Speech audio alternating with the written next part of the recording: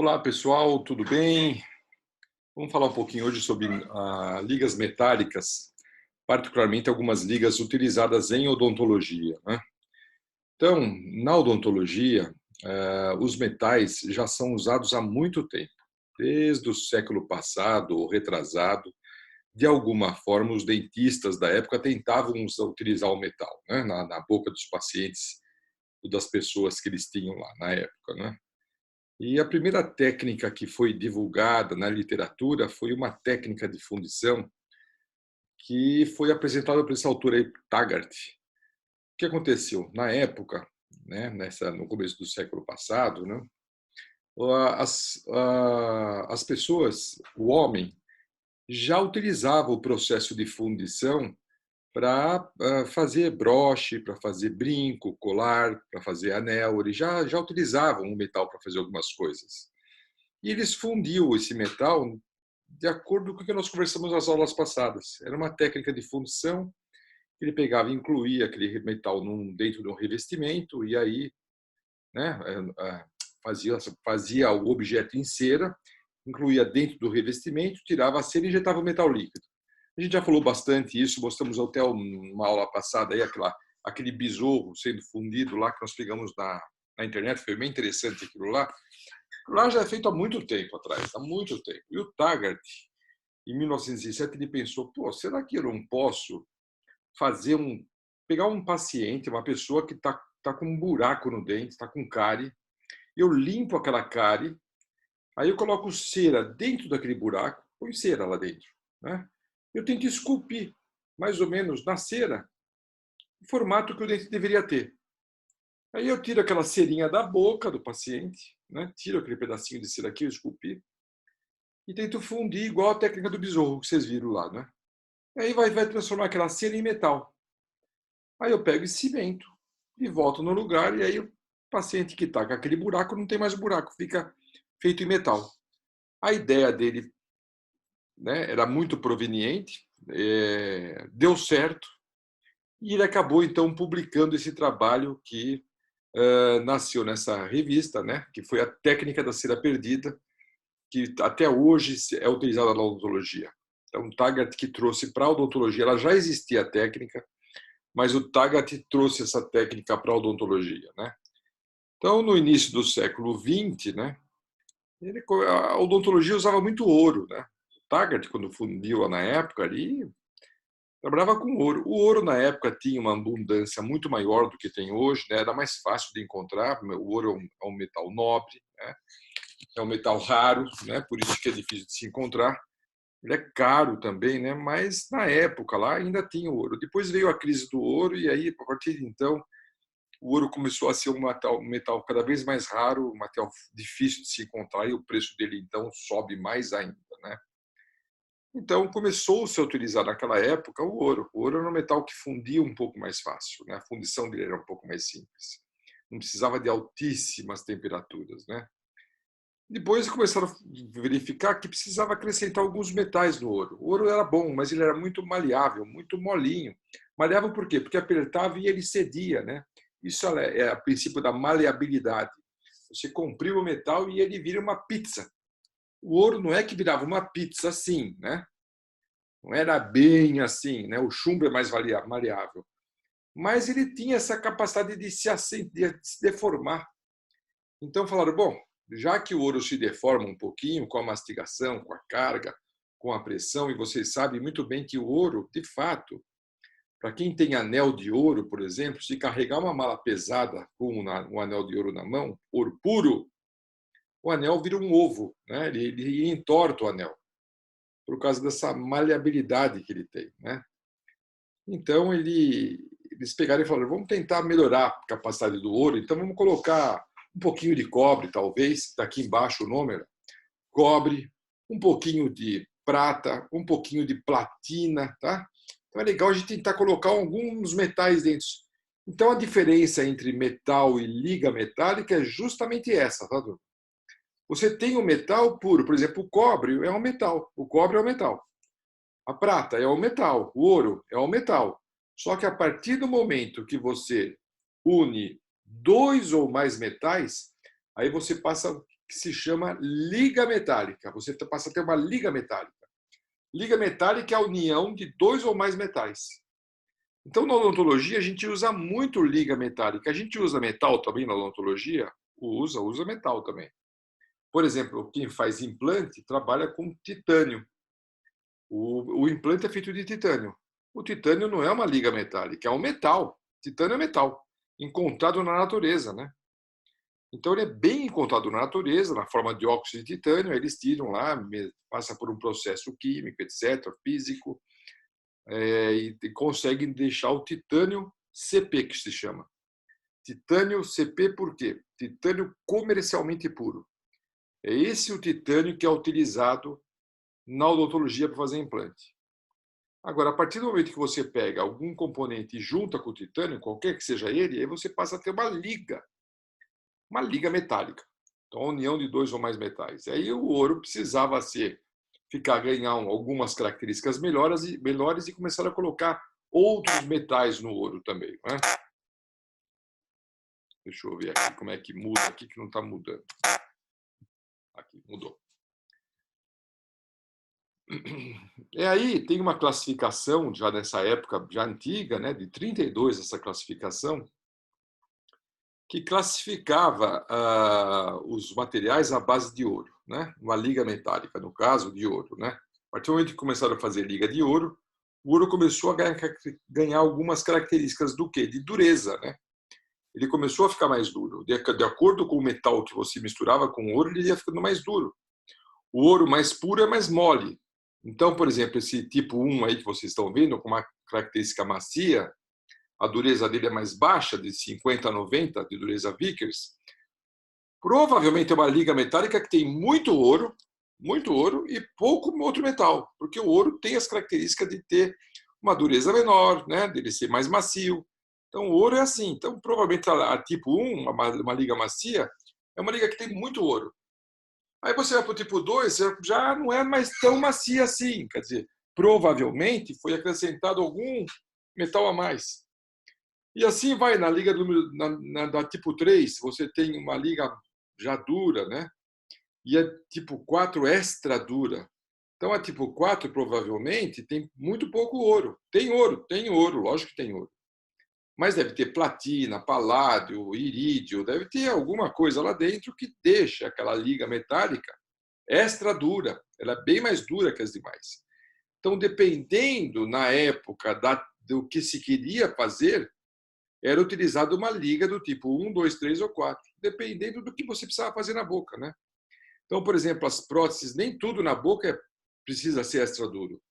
Tem coisas que não é vantagem ser extra duro, porque o material passa a ter uma dureza muito grande, e isso daí, às vezes, causa algum tipo de trauma oclusal. A pessoa morde e aquela interface nos dentes dele é tão dura, mais dura que o próprio dente, quase. Então, tem que ter uma compatibilidade com os dentes.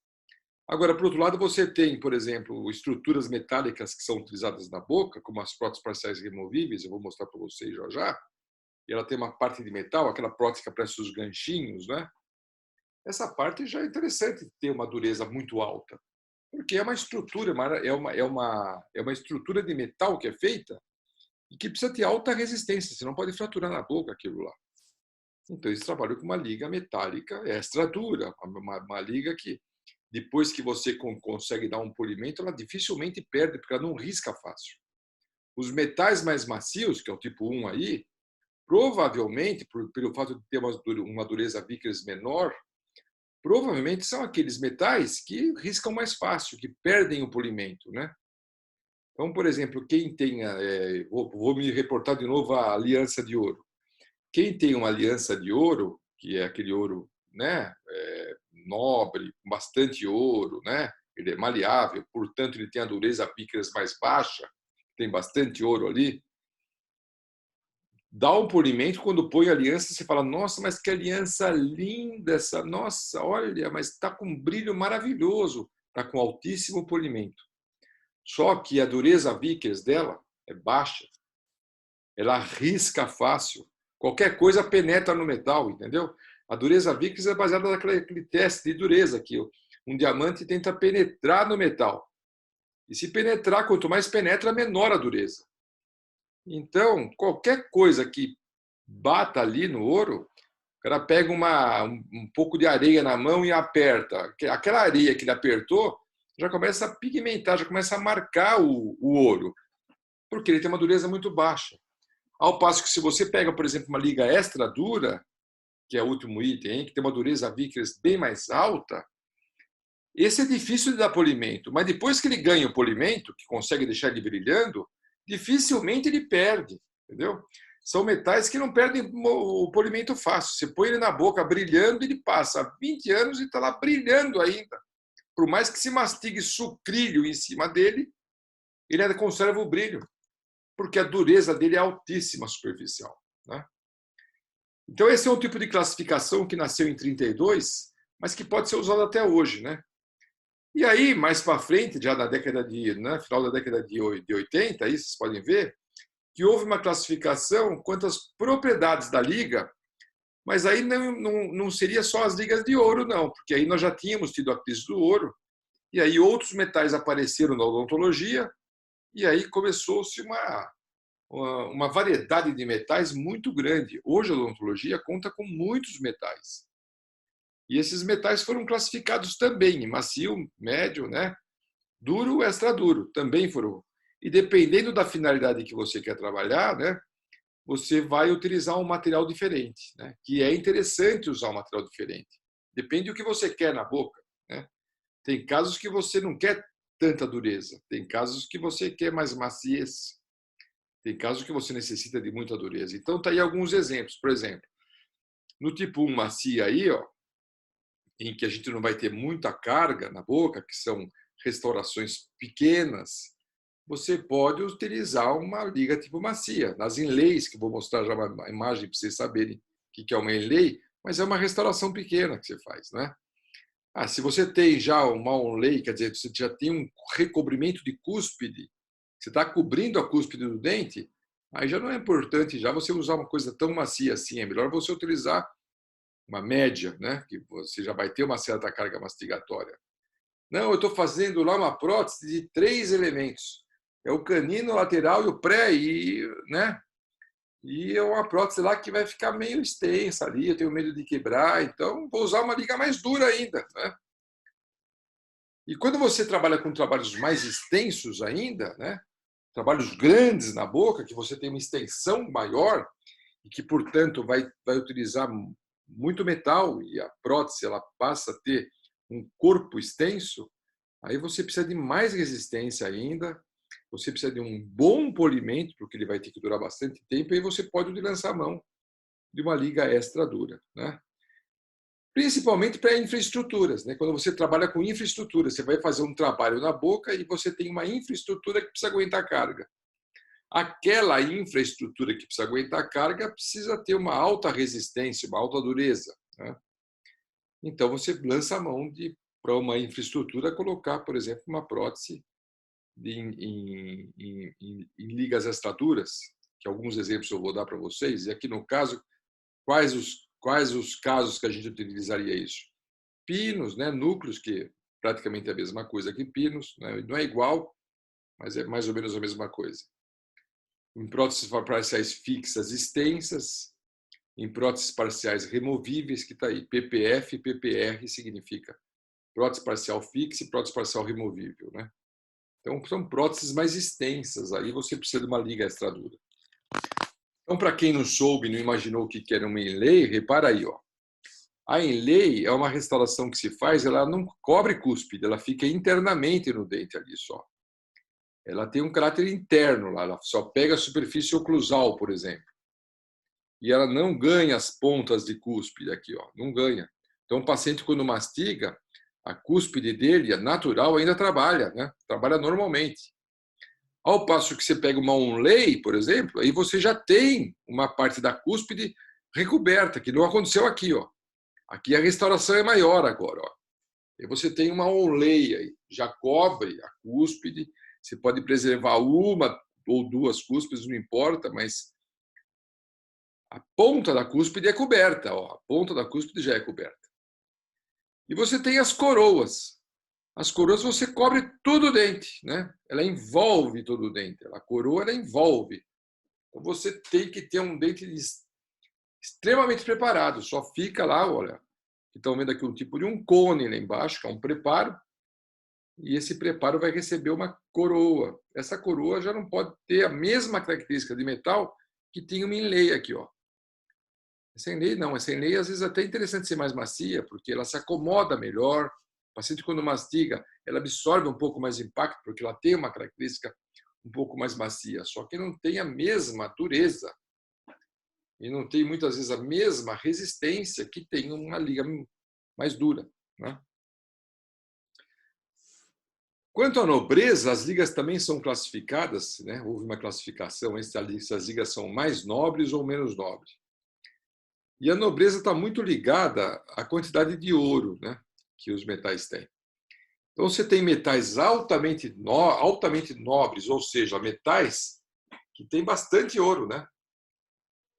Tem aí por volta de 40% de ouro e 60% ou mais de elementos metálicos nobres. Quais são os metais nobres, fora o ouro, né? Então, aqui embaixo nós temos a tabela, olha, os metais nobres.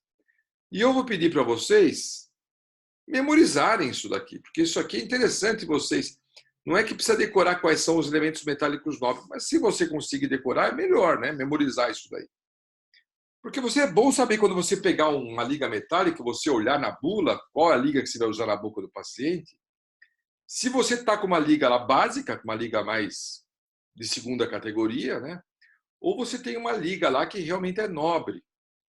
Então, às vezes a pessoa olha esses nomes na bula e fala: meu, o que é AU? Deve ser cachorro, né? AU, deve ter um cachorro dentro da liga. É bom a gente saber que AU é ouro, né? Depois nós temos aqui o irídio, tá? O ósmio, paládio, platina, ródio e rutênio, tá? Então, esses são os metais nobres que as ligas que vão na odontológicas podem conter, né? Então, quanto mais material nobre tem a liga, né, mais nobre ela é. Quanto menos, menos nobre ela é. Então, as menos nobres são essas daqui, ó, que apresentam predominância de metais básicos. Metal básico, cobre, alumínio, tudo metal básico, né? Metal que cobalto, né? Cromo, são metais aí básicos. Metais nobres, são poucos os metais nobres. Se vocês lembram da época do colégio, da tabela periódica, a tabela periódica ela dá para a gente aí o nome de todos os metais, todos eles. E na tabela, na parte central da tabela, existem os metais nobres aí, né, que estão agrupados justamente por serem nobres, que são esses daí, olha. O rutênio, o ródio, o paládio, a prata, tá? A prata, o ósmio, o irídio, a platina e o ouro. Agora, é interessante vocês verificarem o posicionamento central dele na tabela e também refletir o seguinte: a prata, né? A prata, vocês já usaram objetos de prata, muitos já usaram, né? Comprou uma correntinha de prata, comprou alguma coisa de prata e é muito comum vocês ouvirem que a prata, com o passar do tempo, ela acaba oxidando, ela acaba ficando um pouquinho escura, né? Ela vai perdendo aquela beleza, aquela cor bonita que ela tem, que é a cor prata, que é uma cor espelhada, não é? Ela vai perdendo aquilo lá. Por que ela perde? Porque ela reage com o oxigênio, por isso que a gente fala oxida. Oxida porque é uma reação com o oxigênio que acontece. A ferrugem é uma oxidação, né? É muito comum ferro, por exemplo, que é um outro metal básico, ele enferrujar, né? Por que o ferro enferruja? Porque o ferro ele tem uma afinidade pelo oxigênio, ele reage com o oxigênio e aí o oxigênio vai oxidando aquele ferro e degrada o ferro, inclusive, né? Forma um óxido de ferro, né? E vai degradando. Então, os metais eles têm essa característica dos nobres de não reagirem com outros metais, né? De serem mais estáveis, exceção a prata. Então, a prata, para nós, na odontologia, é o metal que nunca é usada sozinha como metal. Sempre é prata com alguma outra coisa, porque ela tem uma tendência muito grande de ficar escurecida, né? Então, tá aí a prata, olha. Na boca, ela é considerada, não é considerada nobre, tá vendo? Porque ela se corrói e, consequentemente, ela mancha, fica escura, né? Então, na boca, a gente fala, a prata sozinha na boca não dá muito certo. Agora, você tem os metais aí que participam muito das fundições odontológicas, né? O paládio, a platina e o ouro. São metais que, né, até hoje são utilizados e se usa muito na odontologia, esses metais aí, nas fundições, nos processos de fundição. Agora, é usado os outros também, viu?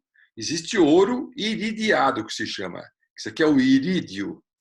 Então, o ouro, quando faz uma liga de ouro e irídio, a gente fala que o ouro é iridiado.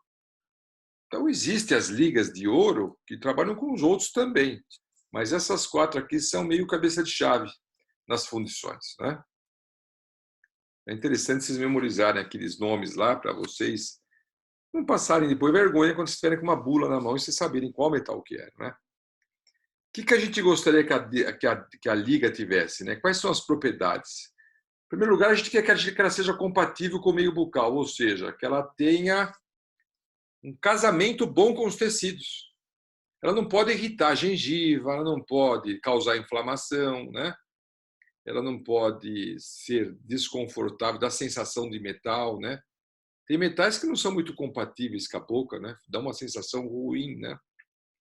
Então, não pode ter gosto metálico, né? Então, tem que ter, né, uma compatibilidade biológica. Ela tem que ser fácil de derreter, né? A fusão dela não pode ser muito complicada. Seria importante que o processo de fundição também não fosse tão complicado, porque quanto mais, às vezes, alta a temperatura do metal, mais difícil fundir esse metal, né? O processo de fundição pode ser mais complicado. As ligas que fundem a temperaturas mais baixas são mais fáceis de se fundir, né? O processo de fundição é mais simples, né? Seria bom que tivesse uma certa facilidade de soldagem, seria muito comum na odontologia, para quem faz implante, realizar pontos de solda. A gente nunca, quando em próteses extensas, a gente praticamente nunca faz uma prótese extensa em corpo único, quer dizer, uma prótese que seja monobloco. Não entenderam ainda, né? Uma prótese extensa que se faça ela inteira, sem seccionar a peça. O problema é que quando a gente tem uma peça grande, inteira de metal, se a contração daquele metal, vamos chutar, for de 5%, você tenha uma contração de 5% numa peça grande, 5% daquela peça grande representa uma grande contração. Ao passo que você tem uma peça menorzinha, 5% de contração que vai existir já passa a ser bem menos. Vou dar um exemplo mais chulo ainda.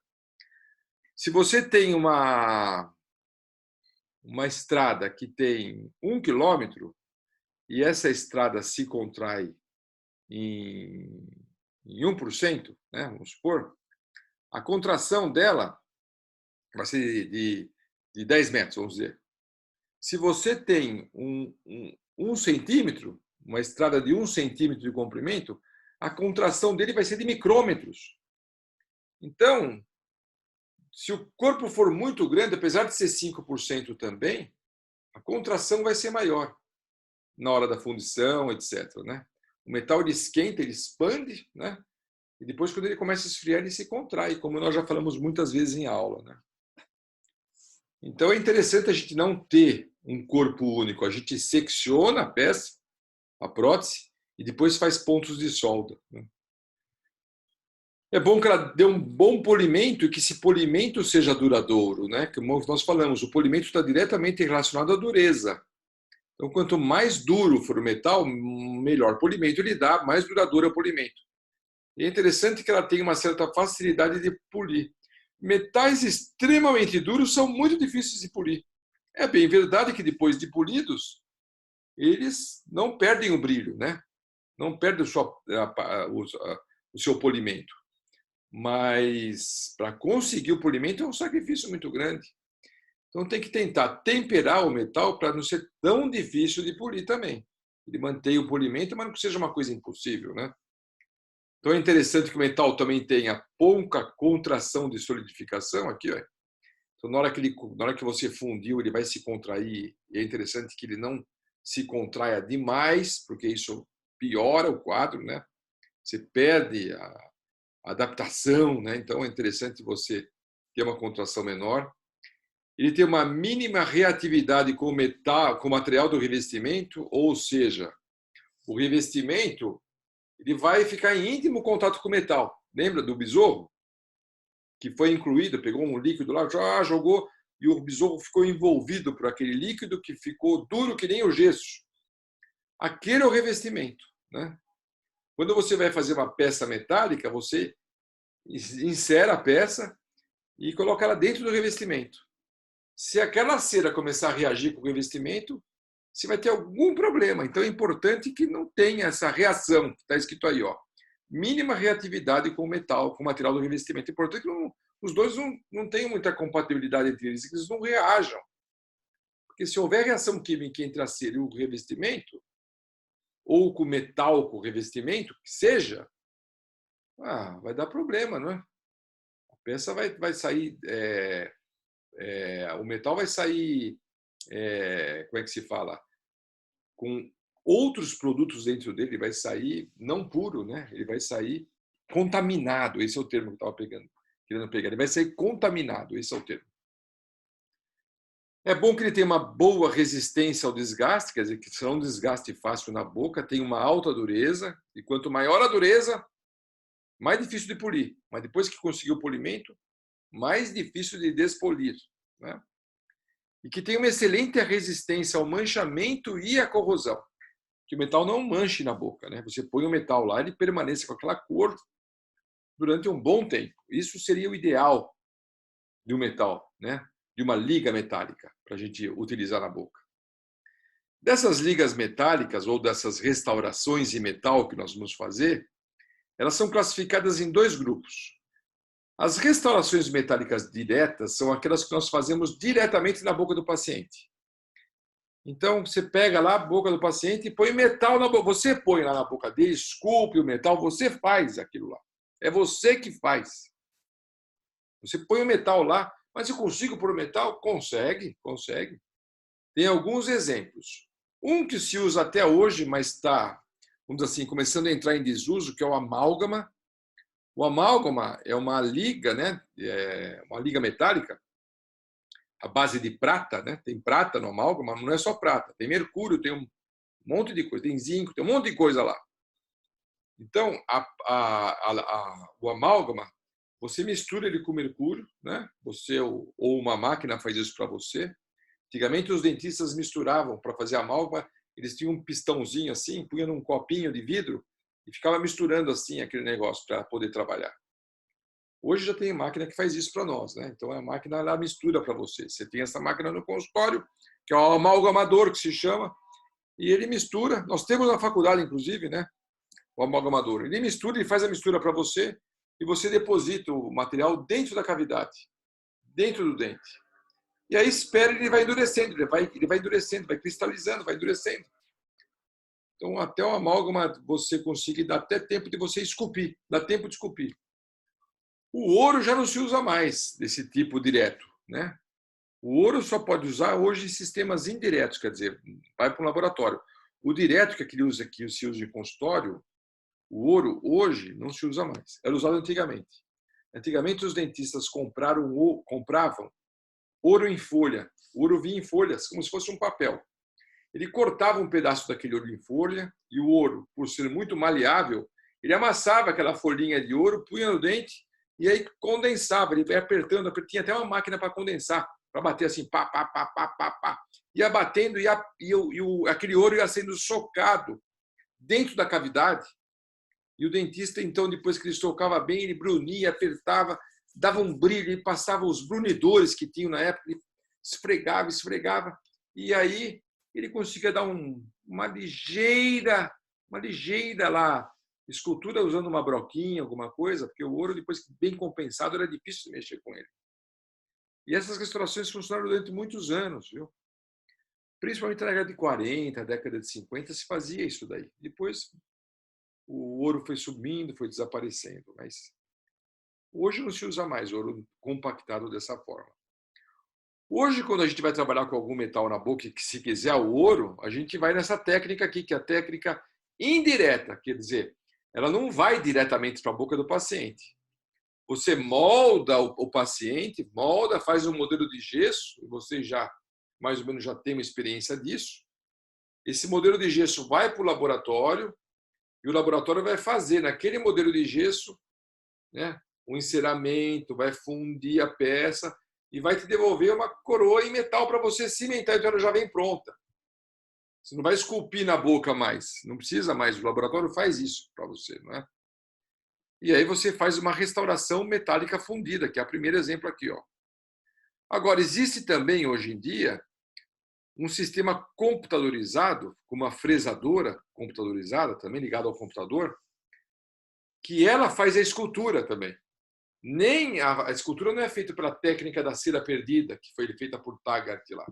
Esse é um sistema mais moderno, que surgiu aí há alguns anos, né? E que o dentista já não molda mais o paciente, muitas vezes ele escaneia a boca do paciente, e por um processo de computação, ele faz uma estrutura virtual que vai para uma máquina e transforma aquela estrutura virtual numa real, que é o sistema CAD/CAM, né? Hoje já é uma realidade e cada vez mais vai ser essa realidade na odontologia.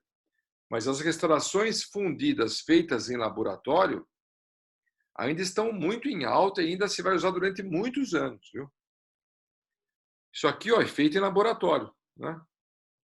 Repara que bonitas são as peças, né? Então aqui nós temos uma inlay feita em ouro, olha. Tá vendo? Feita em ouro, né? Esse aqui provavelmente deve ser uma prata paládio, coisa do tipo, né? Aqui uma coroa total, olha, essa aqui é uma coroa parcial. Repara que é coroa parcial porque ela não é inteira, né? Como essa, ó, essa aqui é inteira. Essa era uma CTM, coroa total metálica, né? E essa aqui é uma coroa parcial metálica, né? É um pedaço só, né? Então, várias coroas totais metálicas aqui, olha. E as inlays, as onlays, olha, feitas em ouro aqui, ó. Então, isso daí é feito em laboratório, né? Não é feito pelo sistema CAD/CAM. Mas o sistema CAD/CAM chega bem próximo disso aí também, né? É um sistema muito bom também. E cada vez mais vão se usar mais isso daí. E esses metais que eu estou falando para vocês, que são diversos, vão para a boca, olha, dá para fazer inclusive pino em alguns dentes. Você faz um pino, cimenta na raiz, ó. Aqui nós temos um pino.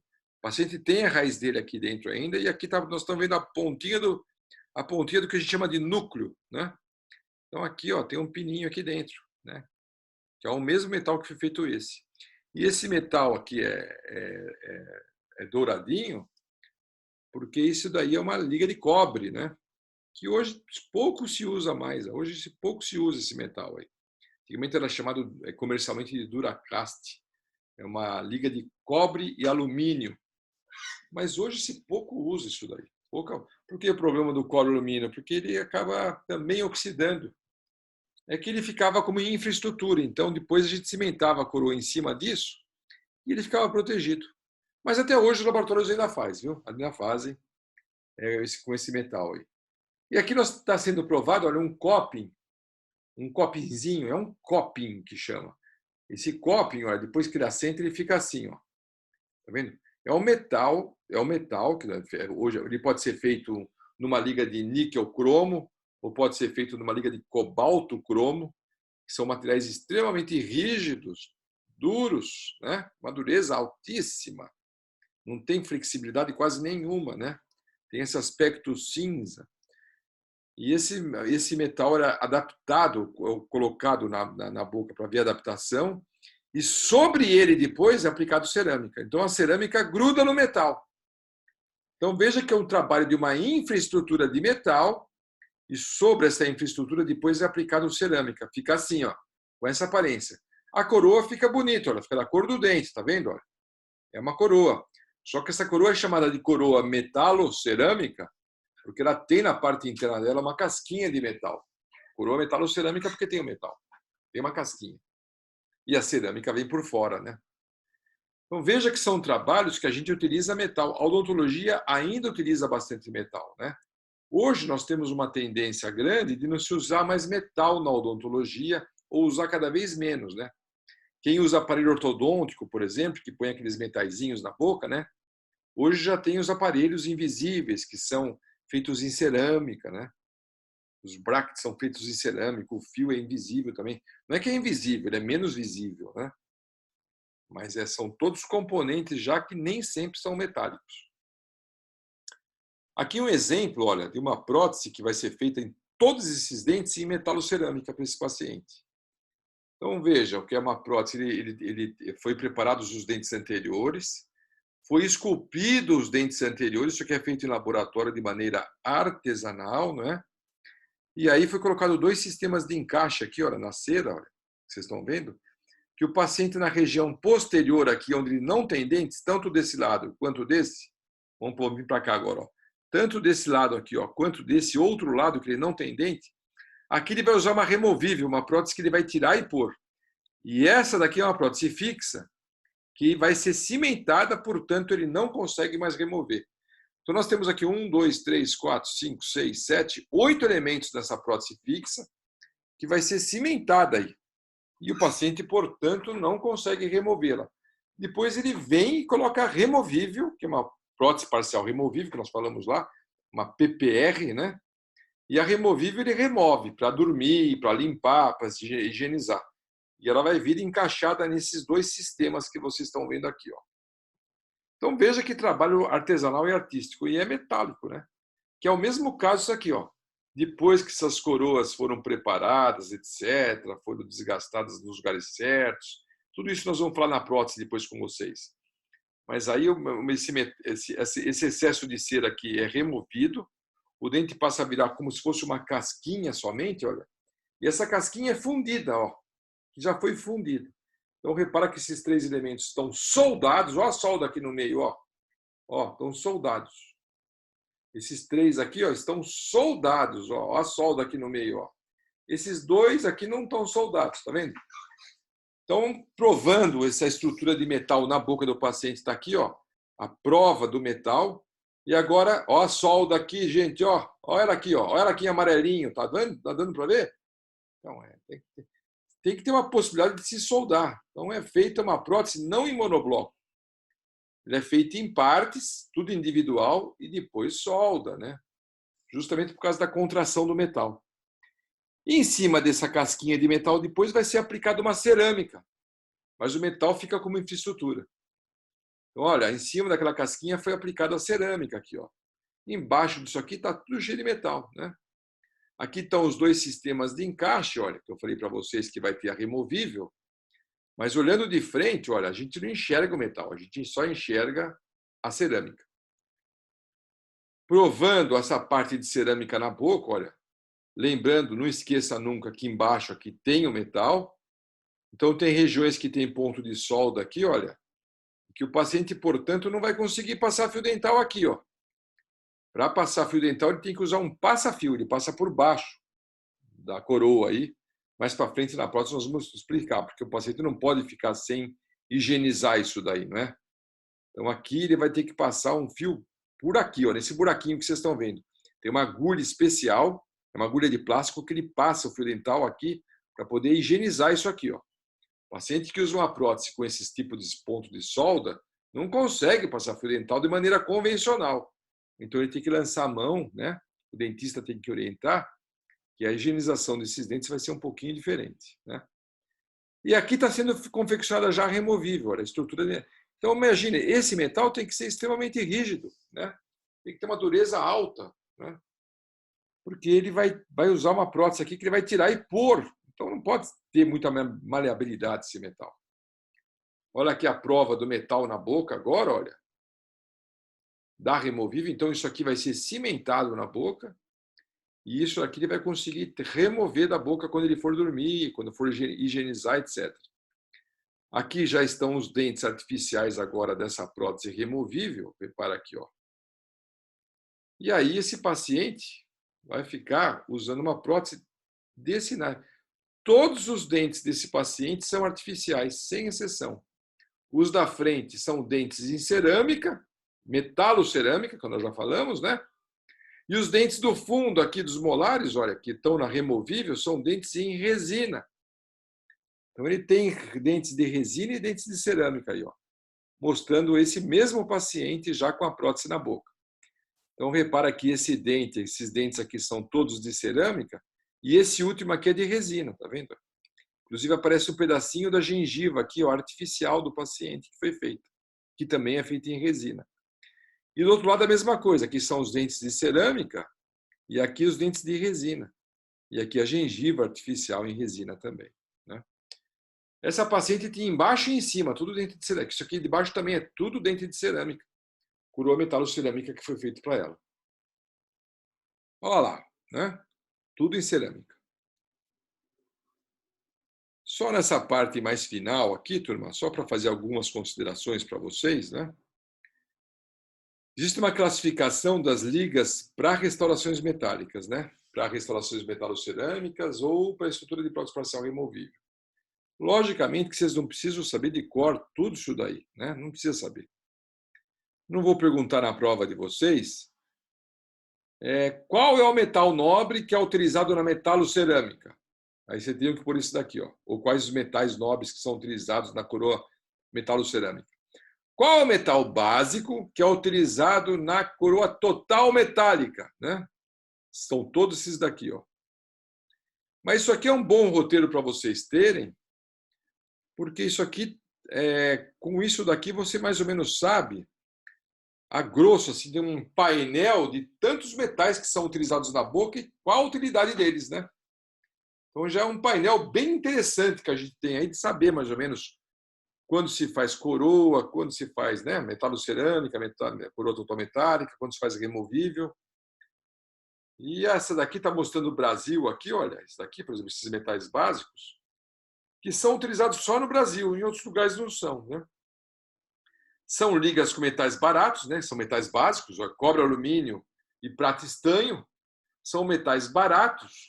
E aqui no Brasil se usa muito ainda isso daí, mas em outros países já não se usa mais, tá? Só para vocês saberem. Então é interessante vocês saberem que metais altamente nobres, né? Para fazer uma coroa totalmente metálica, você pode usar esses metais aqui, ó. São todos eles compõem a liga. Então essa aqui é uma liga, essa daqui é uma liga, essa daqui é uma liga. Então para metalocerâmica nós temos 3 exemplos de liga aqui, por exemplo, tá? Ouro, platina e paládio, né? Ouro, paládio e prata, ouro e paládio, né? Ouro, prata, cobre, né? E paládio. Então vejam que a gente tem aí vários exemplos de ligas metálicas que são utilizadas nas reabilitações orais, né? Com as suas respectivas indicações.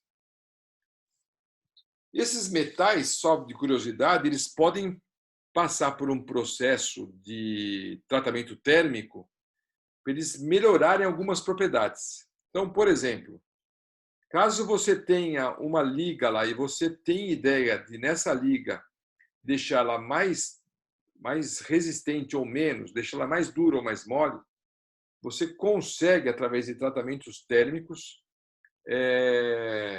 melhorar as propriedades para o seu gosto, para o que você necessita naquele paciente. Isso pode ser feito em laboratório, pode ser feito na indústria, pode ser feito eventualmente até no próprio consultório, se for o caso, tá? Então, existe um tratamento térmico que pode ser amaciador, né? Então, por exemplo, se você pegar uma liga metálica, colocar no forno, né?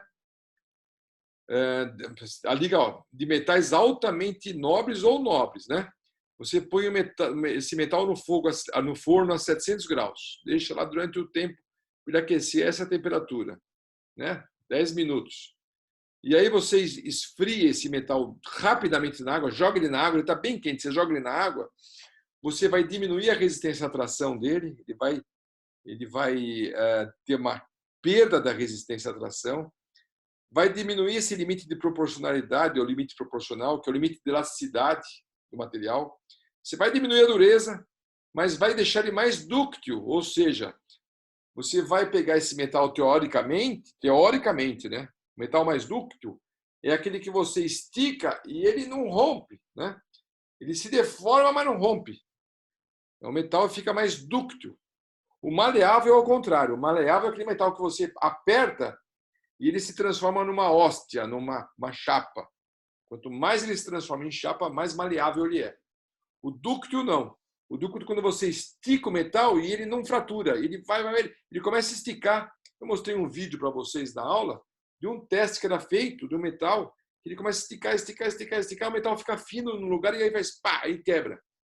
Então, isso é uma propriedade de ductibilidade, né? E a mesma coisa você pode fazer no contrário, no tratamento térmico que endurece o material. Você quer endurecer o material, então você ganha a endureza. Ó. Enquanto aqui você diminui a dureza, aqui você aumenta a dureza. Aqui você aumenta a resistência, aumenta o limite proporcional, aumenta a dureza e diminui a ductilidade, né? Então, só para vocês saberem, a gente aí recolocando para vocês, né? Esse limite de proporcionalidade, né? Ele reflete a capacidade de uma liga de sofrer tensões mecânicas sem sofrer deformação permanente. Então, ela, por exemplo, se aumenta o limite proporcional, significa a liga ela fica um pouco mais elástica. Você estica a liga, força, ela estica um pouquinho, quando você tira a carga, ela volta. Como se fosse um elástico. Lógico que isso é microscópico, né? Lógico que isso é microscópico. Mas quanto maior for o limite proporcional da liga, mais ela tem essa capacidade de se alongar e voltar para o lugar. Você traciona, ela estica, mas não quebra. Aí, quando você tira a força, ela volta para o lugar. E muitos metais têm essa propriedade, viu? Na prótese parcial removível, nós vamos aprender isso aí mais para frente, que na prótese nós usamos um material que é justamente visando essa característica dele. Ele relaciona-se com a resistência e o polimento, a dureza, né? Então, como eu falei para vocês, quanto mais duro, melhor o polimento e a resistência também aumenta. E a ductibilidade, que nós já falamos também, é a deformação plástica que uma liga pode suportar antes de fraturar, né? Tá? Então, ela começa a esticar e não se fratura. Não preciso falar disso aqui é uma tabela para vocês terem também, para vocês saberem das características de cada metal, né? É interessante vocês saberem, por exemplo, que o ouro, né? Ele é brilhante, dúctil, maleável, condutor de energia e de calor, né? Resistente à corrosão. O ouro não corrói. Por isso que os navios piratas, quando afundavam no passado, eles levavam aquelas moedas em ouro. As moedas em ouro ficavam no fundo do mar lá, mais de 100, 200 anos, e os mergulhadores depois tentavam achar as moedas porque elas estavam intactas. Ao passo que as partes do navio que tinham, por exemplo, ferro, já nem existia mais. Enferrujou, perdeu tudo, o ferro se desfez embaixo do mar. Aquela água salgada do mar, em contato com os metais, é altamente corrosiva, né? Então, tudo aquilo que é feito em ferro no mar vai se decompõe. O ouro não. O ouro não é assim, né? O ouro funde, olha, por volta de 1000 graus. Aí. A prata funde por volta de 906 graus, né? Aqui a densidade, é o peso do material. Veja que o ouro é bem mais denso, né, do que a prata. E aí vem o paládio, a platina e assim vai, né? São aspectos, né? A platina tem esse aspecto brilhante, né? São características dos metais que é interessante falar, né? O único que eu chamo a atenção aqui, porque tem algumas ligas que a gente trabalha na odontologia que são a base de níquel-cromo, né?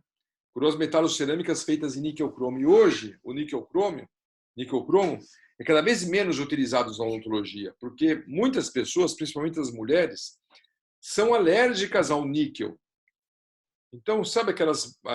Vocês, meninas, não sei se vocês conhecem pessoas, às vezes acontece com vocês próprias isso, vocês compram aquelas bijuterias, às vezes, e começam a usar a bijuteria e falam, nossa, essa bijuteria me deixa... Eu pus esse colar, meu pescoço fica tudo vermelho, ou então fica coçando, ou então forma aquelas bolinhas, né, avermelhadas na região que o colar encosta, não é? Aquilo lá é uma reação inflamatória, uma reação alérgica localizada que você tem aí, provavelmente por causa do níquel. O níquel ele é altamente alérgico, A minha filha, por exemplo, tem alergia ao níquel, eu acho. Porque ela, quando põe algumas bijuterias, põe um brinco lá que não é muito bom, começa a coçar a orelha, descasca, é um rolo. Provavelmente é por causa de alérgico ao níquel. Então, na odontologia, imagina você cimentar uma coroa à base de níquel no paciente. Se ele for alérgico, o problema é que ele não vai ter, né? Então, hoje a tendência é a gente não utilizar mais níquel na odontologia. E aí nós temos o molibdênio, o berílio, o titânio, né? São todos metais aí, que cada um tem sua característica, né? Mas veja, fundir o metal aqui, olha, ó a temperatura que precisa levar esse cara aqui, ó. Não é qualquer laboratório, não é qualquer técnico em prótese que consegue chegar a uma temperatura assim com o forno que ele tem lá, com o sistema de fundição que ele tem convencional, né? O titânio mesmo, olha, quem trabalha com titânio hoje, que faz prótese sob implante, a temperatura é bem elevada, precisa de uma máquina especial para se fundir aqui, ó. Diferente do ouro, que 1000 graus você já consegue fundir, né? Então, existem outros componentes como carbono, cobre, estanho, ferro, galho, índio, irídio, magnésio, manganês, nióbio, zinco, zircônio, que estão presentes nas ligas, ou podem estar presentes nas ligas. Então, os metais na odontologia, turma, tem muita coisa, tem muito metal, né? Então, até hoje é utilizado os metais, e durante muitos anos vocês vão pegar essa época dos metais com certeza e vão trabalhar com os metais aí com certeza durante muitos anos. No futuro, acredito aí que a gente vai diminuindo cada vez mais, né? E vão trabalhar com material mais estético. Mas os metais, eles têm algumas propriedades muito interessantes, eles só perdem na estética. Mas essas propriedades às vezes, de resistência à tração, resistência à compressão, de boa adaptação, de maleabilidade, ductibilidade, são propriedades que os materiais têm, os metais têm, e que nem sempre os materiais estéticos conseguem suprir, né? Nem sempre. Tem propriedade dos metais que é melhor que as cerâmicas. Mas a odontologia caminha para tentar deixar as cerâmicas melhores. Vamos ver o que nos aguarda no futuro. Esse é o livro que eu recomendo vocês estudarem. O capítulo se chama Ligas Odontológicas para Fundição. Tem na biblioteca da faculdade esse livro físico, tá? Ele não tem na biblioteca virtual, o livro do Philips. Mas na biblioteca física lá da faculdade nós temos. E é um livro bastante clássico, né? Dentro dos livros de materiais dentários. Eu acho que é um dos mais clássicos que tem. Eu mesmo, quando aluno, estudei por esse livro aí, né? Porque é um livro bastante antigo já, sempre é renovado. Veja, já está na 12ª edição. Hoje deve estar até mais edições mais avançadas, mas é um livro que eu recomendo vocês lerem, tá bom? Obrigado pela atenção. Fiquem com Deus, pessoal. Até mais.